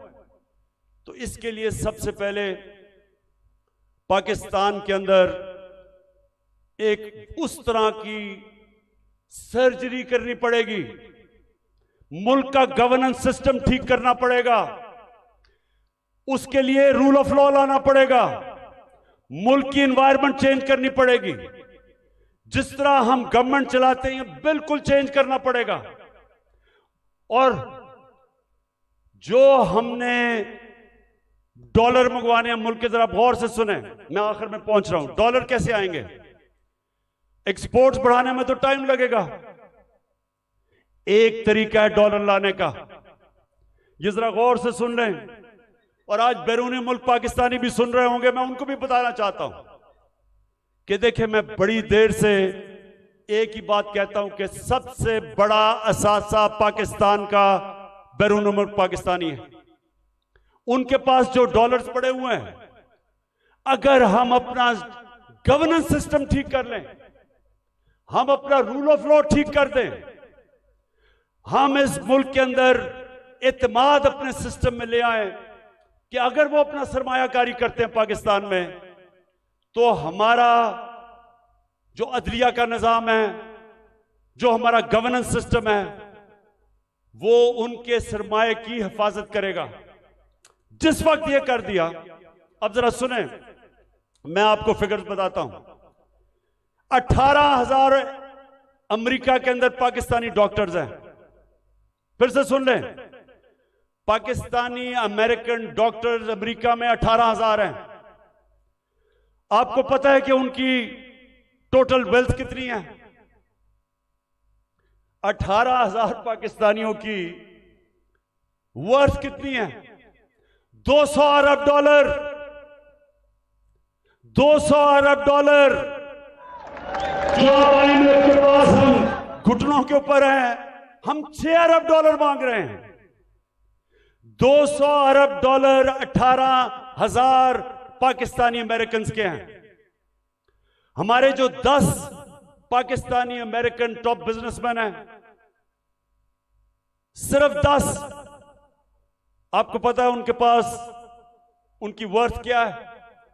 25 अरब डॉलर। 25 अरब डॉलर। तो 6 अरब डॉलर के पीछे हम आज IMF के पीछे हैं। आपको पता है कि इस मुल्क से सिर्फ दुबई में, यह ब्लूमबर्ग की रिपोर्ट है कि इस मुल्क से सिर्फ दुबई में चंद सालों में पाकिस्तानियों ने कितनी प्रॉपर्टी ली है? 10.4 अरब डॉलर। यह ब्लूमबर्ग की रिपोर्ट है। तो पाकिस्तानी अमीर हैं, मुल्क गरीब है, और इसके लिए हमने वो सिस्टम बनाना है। जब तक वो माहौल नहीं बनेगा जिसको एनेबलिंग एनवायरनमेंट कहते हैं, हम इनका पैसा नहीं ला सकते। ये अभी तक सिर्फ प्रॉपर्टी में पैसा लेते हैं, प्लॉट्स लेते हैं, लेकिन जब तक वो सरमायाकारी पाकिस्तान में नहीं करेंगे, हम इसी तरह ही घुटनों के ऊपर रहेंगे। जिस वक्त हमने अपना सिस्टम ठीक कर लिया, उन्होंने सरमायाकारी शुरू कर दी पाकिस्तान में, आप यकीन करें कि वो उनको देखते हुए सारी दुनिया से सरमायाकारी आएगा। यहां जो चाइना कैसे ऊपर गया? चाइना ने सबसे पहले अपना सिस्टम ठीक किया, उसके बाद जो बैरून मुल्क चाइनीज थे वो वापस आए, उन्होंने सरमायाकारी की। जब सरमायाकारी शुरू हुई तो वो इस तरह है कि जिस तरह शहद के ऊपर मक्खियां आती हैं, सारी दुनिया से सरमायाकार आ गया। 30 साल में चाइना किधर का किधर पहुंच गया, क्योंकि उधर लीडरशिप समझी कि जब तक हम अपने मुल्क का जो सरमायाकारी का माहौल है वो ठीक नहीं करेंगे तो सरमायाकारी नहीं आने लगी। तो पाकिस्तान में तो सरमायाकारी आती नहीं है, क्योंकि प्लॉट बेचारा ओवरसीज पाकिस्तानी लेता है, उसमें भी कब्जा हो जाता है। वो कौन फैक्ट्रियां लगाएगा यहां? तो ये मैं सबसे पहले कि हमने ओवरसीज का पाकिस्तानियों का पैसा लेना, एक प्लान बनाया हुआ है हमने, कैसे उनकी इन्वेस्टमेंट लेके आनी है। तो ये पूरा एक प्लान बनेगा कि कैसे गवर्नेंस सिस्टम ठीक करनी है। 3.5 साल में हमें पड़ी, शुरू में तो हमें समझ ही नहीं थे कि क्या हालात है। तो इंशाल्लाह एक तो वो पहले, फिर दूसरा, हमने पाकिस्तान के अंदर लॉन्ग टर्म, मिडिल और लॉन्ग टर्म प्लानिंग, एक्सपोर्ट्स, एक पूरा मुल्क को लगाएंगे एक्सपोर्ट्स के ऊपर। एक्सपोर्टर्स को VIP बनाएंगे। जो मुल्क में डॉलर चीजें बेच के डॉलर लेके आएगा उनके लिए सहूलतें देंगे। हमने दी थी, और इसकी वजह से हमारी रिकॉर्ड एक्सपोर्ट्स थी जब हमारी गवर्नमेंट गिराई गई है। तो फिर एक्सपोर्टर्स को जब तक आप उनको VIPs नहीं बनाएंगे, जिस तरह ईस्ट एशिया में बनाया था, जिस तरह इंडोनेशिया, मलेशिया, ये चाइना ने जब तक नहीं किया, एक्सपोर्ट्स नहीं बढ़ेंगी। हम तवज्जो नहीं दी कभी उसके ऊपर। फिर IT, हिंदुस्तान की 140 अरब डॉलर की IT एक्सपोर्ट्स है, हमने कभी तवज्जो ही नहीं दी। हमने जब दी थी तो 2 सालों में 70% हमारी IT की एक्सपोर्ट बढ़ गई थी। उनको हमने उठाना है, क्योंकि फ्यूचर टेक्नोलॉजी का है। तीसरी चीज, टूरिज्म। पाकिस्तान के पास कभी हमने तवज्जो नहीं दी। ये मुल्क, और हमारी बदकिस्मती के 2 साल कोविड हो गया, कोरोना हो गया, उसके बाद टूरिज्म खत्म हो गई। तो इंशाल्लाह पूरा मेरा प्लान है कि इस बार इंशाल्लाह अल्लाह ने मौका दिया, कैसे टूरिज्म उठाएंगे। उसके अलावा हमने कभी तवज्जो ही नहीं दी मदनियात पे, मिनरल्स पे। वो इसलिए क्योंकि वो सूबाई सब्जेक्ट बन गया है, सूबों के पास कैपेसिटी नहीं है। तो इस वक्त पूरा जोर लगाएंगे कि कैसे हमने पाकिस्तान के, और यहां बहुत अल्लाह ने नेमतें बख्शी हैं मदनियात में, लेकिन हमने तवज्जो नहीं दी, उससे भी हम डॉलर्स पाकिस्तान में आ सकते हैं। फिर इंडस्ट्री को, और खास तौर पे स्मॉल मीडियम इंडस्ट्री, ये हमने शुरू की थी, और मुझे फख्र है कि हमारी 17 साल के बाद सबसे ज्यादा इंडस्ट्री बढ़ रही थी, जो आज फिर बंद हो गई है। तो वो उसके ऊपर, और स्मॉल और मीडियम जो छोटा इंडस्ट्री है उसके ऊपर हमने पूरा प्लान बनाया हुआ है। फिर अपनी ज़राअत की हमने सिर्फ प्रोडक्टिविटी बढ़ानी है।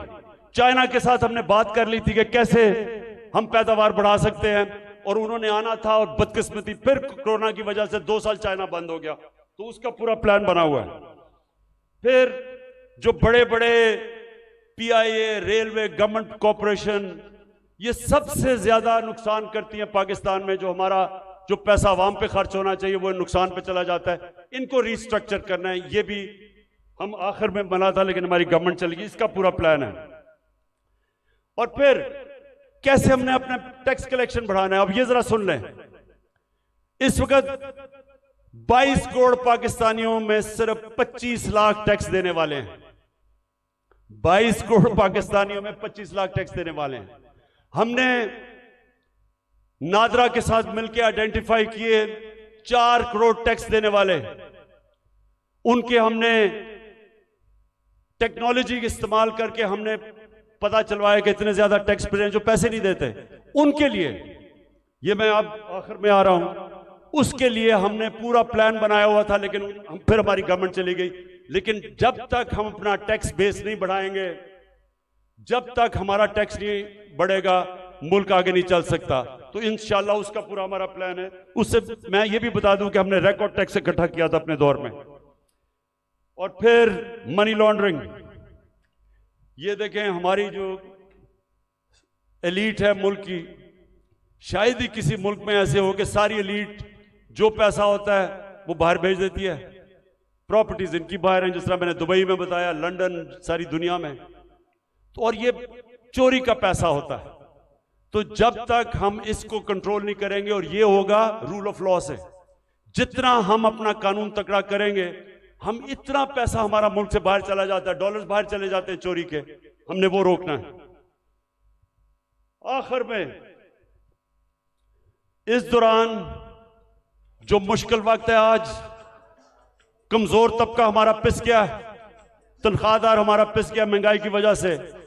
तो हमने जो चीजें शुरू की थी उसका मैं आपको बता दूं कि सबसे पहले हमने हेल्थ कार्ड, जो हेल्थ इंश्योरेंस थी, कि हर लोगों के लिए 10 लाख रुपए के लिए हेल्थ इंश्योरेंस हर खानदान के लिए किसी भी अस्पताल में अपना इलाज करवा सके, वो सबसे ज्यादा जो बंद किया गया कई जगह के ऊपर, वो फिर से हम शुरू करेंगे। क्योंकि ये आजकल के दिनों में, महंगाई के दिनों में, एक बीमारी हो जाती है घर में, सारा घर मकरूज हो जाता है।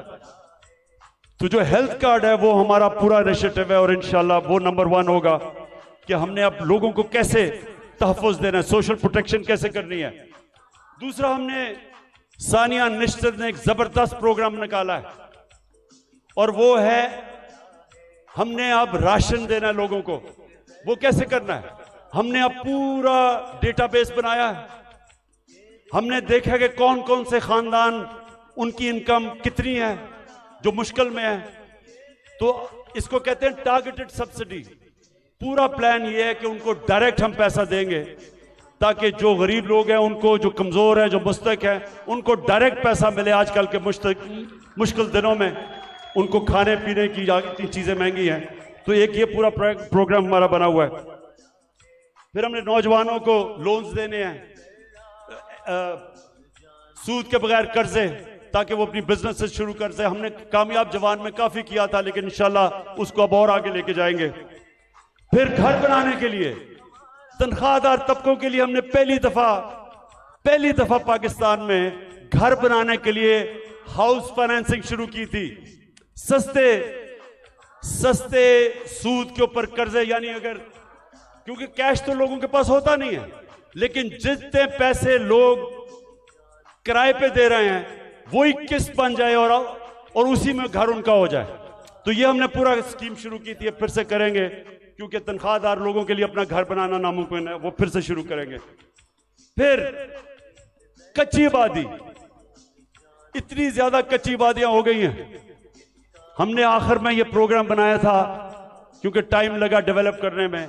अब सारी कच्ची आबादियों के अंदर, ये मलेशिया में भी हुआ है, ये तुर्की में भी हुआ है, हम क्या करेंगे कि उनके लिए मॉडर्न फैसिलिटीज उधर ही खड़ी करेंगे और डेवलपर को कहेंगे कि वहां एक बिल्डिंग बना ले और वो ही उनके लिए बिल्डिंग बनाए जिधर उनको फैसिलिटीज मिल जाए, पानी मिले, सही माने में वो रह सके, बजाय गंद के अंदर कच्ची बादी में लोग रहते हैं, और घर भी अपना हो जाए।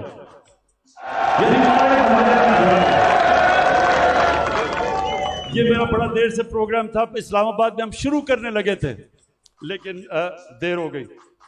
बाजवा साहब को इमरान खान बड़ा खतरनाक लग रहा था इसलिए उसने काम कर दिया। उसके बाद हमने कैसे लोगों को रोजगार देना है? अगर ये फैसला आपके पास वो रेडी वालों के लिए जो हमने किया था वो जरा दिखा दें लोगों को। हमने फैसला किया कि देखें हम रोजगार तो दे नहीं सकते लोगों को, तो हमने लोगों के लिए रेडियां बनाई। इस्लामाबाद में एक्सपेरिमेंट शुरू किया कि उनको बजाय लोग तंग करें, कोई उनको कॉर्पोरेशन वाले लोग उठा दें, कोई पैसे ले ले, जो छाबड़ियां लगाते हैं, तो हमने उनके लिए जबरदस्त रेडियां बनाई, उनको एक जगह दी ताकि वो अपनी रोजी कमा सके। जी 11 मरकज के पास जा रहे हैं, रेडी पान यहाँ पर साफ प्रोग्राम के तहत।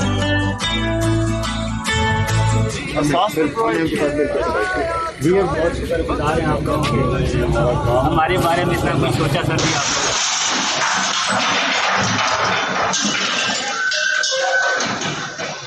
जुल्म कर रहे हैं गरीब बंदों के साथ, जुल्म। हमारी गवर्नमेंट गई, जैसे हमारी गवर्नमेंट गई उनको हमने अच्छी भली रेडिया बना के दी, वो बेचारे अपने रोजी कमाना शुरू हुए। ये इंपोर्टेड हुकूमत ने वो सारी रेडिया आपके सामने खत्म की। देखिए न्यूयॉर्क आप जाएं, पता नहीं कितने आप में से लोग गए हैं, वहां हर जगह पे उन्होंने अपनी अपनी स्टॉल्स लगाए होते हैं सड़कों के ऊपर और रोजगार कमा रहे होते हैं, उनको इजाजत होती है। हम क्यों नहीं करते? वो बेचारे पॉश एरियाज के अंदर, इस्लामाबाद के ब्लू एरिया में नहीं जी, वो खास कोई लोगों का इलाका है जिधर बेचारा आम आदमी रोजी नहीं कमा सकता। तो इसके ऊपर भी इंशाल्लाह अब हमने प्लान बनाया हुआ कि सारे पाकिस्तान में आम लोगों को मौका दें, अपनी जगह बनाएं ताकि रोजी कमा सके, बच्चे पाल सके।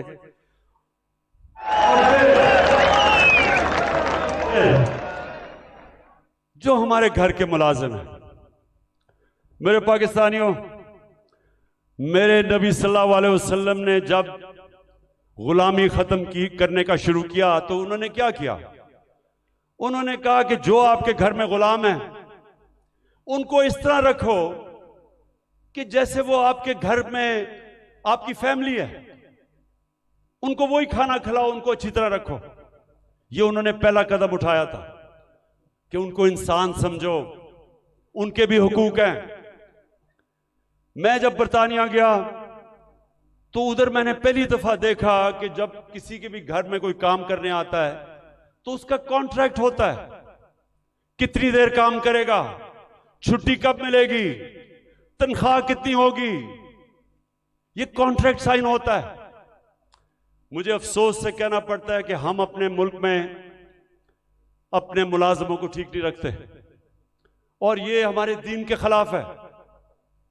हमें बिल्कुल उस तरफ जाना चाहिए कि उनको हम कॉन्ट्रैक्ट्स दें, बताएं कि जितना पैसा मैं आपको दे सकता हूं उसके मुताबिक करें, उनको छुट्टी दें, उनके ऊपर पूरी कोशिश करें कि वो आपके जिस तरह फैमिली मेंबर है।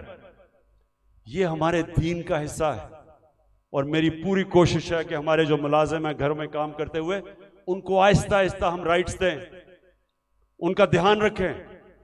वो भी इंसान है और वो क्योंकि कमजोर हैं उनको बुरी तरह हम रखते हैं। और जिन मुल्कों को हम काफिर कहते हैं या हमारे दीन के नहीं हैं, आप हैरान होंगे कि कितनी इंसानियत है उनमें अपने मुलाजमों के लिए। आखिर में जी मेरे पाकिस्तानियों, मैं आज आपका खास तौर पर शुक्रिया अदा करना चाहता हूं कि इतनी रुकावटों के बावजूद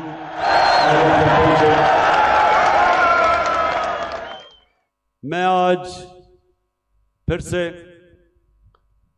अपने मुल्क में जो इस वक्त ताकत में है उन सबको पैगाम देना चाहता हूं कि देखें जिस तरफ हमारा मुल्क जा रहा है मैं फिर से कहता हूं, मुझे खौफ है कि ये उधर पहुंच जाएगा जिधर कोई भी इसको रोक नहीं सकेगा। इंडस्ट्री बंद हो रही है, महंगाई बढ़ती जा रही है, एक्सपोर्ट्स गिर रही हैं, जो बाहर से पाकिस्तानी रेमिटेंसेस भेजते हैं वो कम हो रही हैं। अब इंडस्ट्री बंद होगी तो टैक्स कलेक्शन कम हो जाएगी। तो क्या इनका सिर्फ इस वक्त तो एक ही है कि कहीं से कर्जा मिल जाए। कर्जे बढ़ते जा रहे हैं, आमदनी सुकड़ती जा रही है।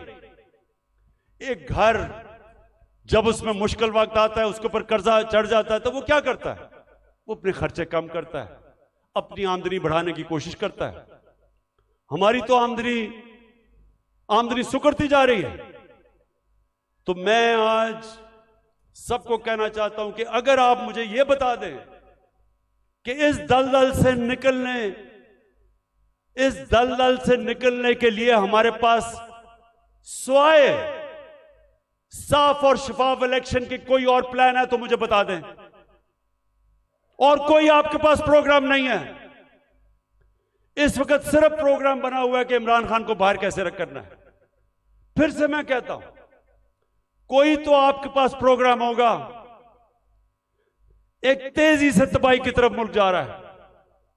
कहीं बाहर के तबसरे पढ़ लें, हिंदुस्तान का टीवी देख लें, वो क्या कहते हैं पाकिस्तान के मुताबिक, तंज कर रहे हैं। लेकिन हम सिर्फ यहां सारे जो साहिब इख्तिदार हैं, बस एक ही ज़हन में है कि जी इमरान खान को बाहर कैसे रखना है।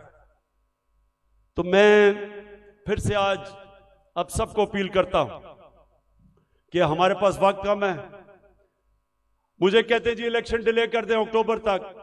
मुझे एक चीज बता दें कि अक्टूबर में इलेक्शन करवाने से मुल्क को क्या फायदा होगा।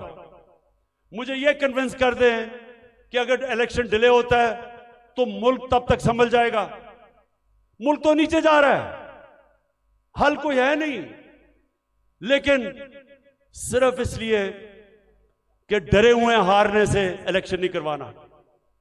तो मैं अपनी सारी कौम को भी आज कहना चाहता हूं कि पाकिस्तानियों, आपने याद रखना है कि आपने किसी सूरत जालिम के सामने सर नहीं झुकाना। आपने अपनी आजादी के लिए ये जो खौफ का बुत है इसको तोड़ना है।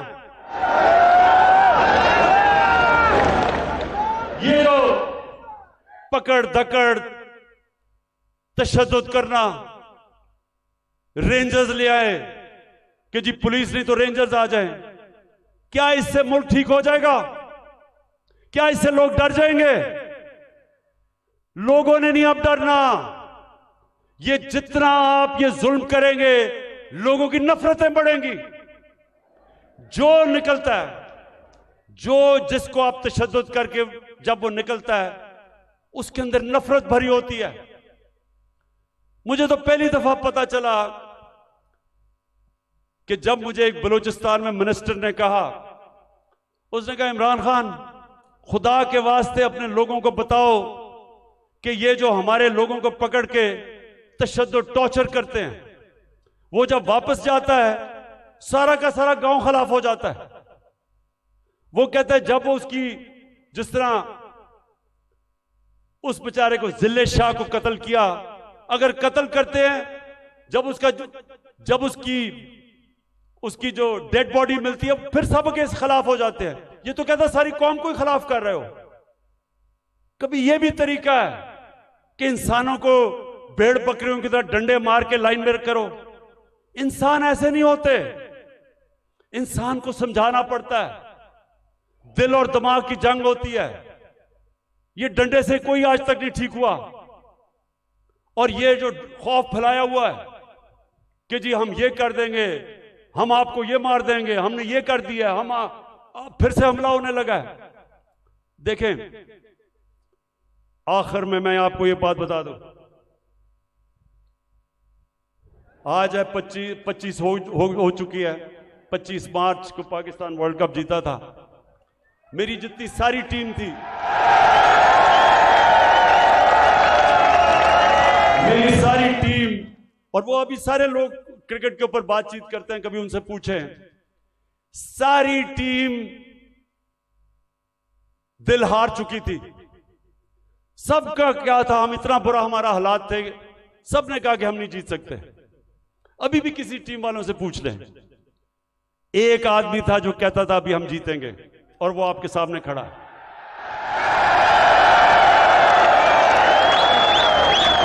आखिरी गेंद तक लड़ने वाला कप्तान था मैं, और अभी भी आखिरी गेंद तक लड़ूंगा अपने मुल्क के लिए। ना मुझे किसी का खौफ है। अल्लाह कुरान में कहता है जो लोग ईमान ले आए अल्लाह उनके खौफ दूर कर देता है, खौफ से आजाद हूं। मैं सिर्फ अपनी कौम को तैयार कर रहा हूं कि जो अब आगे हमारे सामने चैलेंज है, वो जिस तरह अभी तक पाकिस्तान चल रहा था, इस तरह हम चैलेंज नहीं जीत सकते। अब जो हम चैलेंज जीतेंगे, जब पाकिस्तान एक कौम बन जाएगी, हम एक कौम बन के इस मुल्क को निकाल लेंगे इस दलदल से। जर्मनी और जापान तबाह हो गए थे सेकेंड वर्ल्ड वॉर में, दूसरी जंग अजीम में तबाह थे दोनों मुल्क, क्योंकि वो कौम थी। दोनों 10-10 साल में खड़े होकर अजीम पावर्स बन गए। ये जो चैलेंज है, ये हम सिर्फ एक कौम बन के जीत सकते हैं, और कौम बनेगी जिसकी बुनियाद रखी जाएगी इंसाफ के ऊपर, कानून की हुक्मरानी के ऊपर।